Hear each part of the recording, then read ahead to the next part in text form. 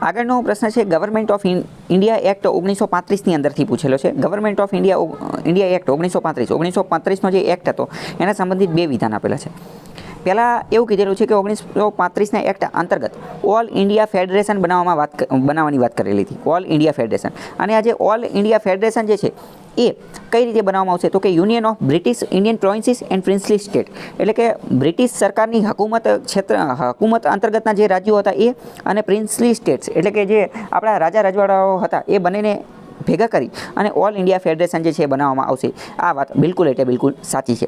કારણ કે 1935ના એક્ટની અંદર એવું કીધેલું હતું કે બ્રિટિશ હકુમત હેઠળના જેટલા પ્રોવિન્સ જેટલા રાજ્યો જે છે એને ભેગા કરી અને પ્રિન્સલી સ્ટેટ્સ રાજા રજવાડાઓ જે છે એ બંનેને ભેગા કરી અને ઓલ ઇન્ડિયા ફેડરેશન બનાવવામાં આવશે. પરંતુ આમાં એક શરત એ રાખેલી હતી કે આ ઓલ ઇન્ડિયા ફેડરેશન આ બેને ભેગા કરીને બનાવશું, પરંતુ પહેલાં જે પ્રિન્સલી સ્ટેટ્સ છે ને એમાં 50% કરતાં વધુ પ્રિન્સલી સ્ટેટ્સ જે છે એ જો આની અંદર સહમત થશે ને તો જ આ કામ કરશું, નહીંતર કરશું નહીં. કારણ કે આમની સહમતિ લેવી જરૂરી હતી. એટલે આની અંદર જે છે એ એક કન્ડિશન રાખવામાં આવેલી હતી. બીજી વાર આવો પ્રશ્ન પૂછી લે કે આવી કન્ડિશન રાખેલી હતી, બરાબર, તો એ કન્ડિશનવાળું યાદ રાખજો.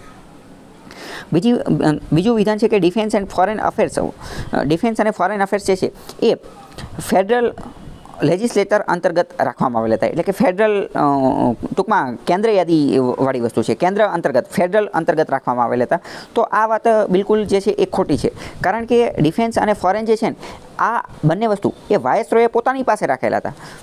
ડિફેન્સ અને ફોરેન અફેર્સ આ બંને વિષયો જે છે એ વાયસરોયના અંગત અંતર્ગત રાખેલા હતા, બરાબર. એ કોઈને આપેલા ન હતા. એટલે બીજું વિધાન ખોટું છે, માત્ર પહેલું એક સાચું છે.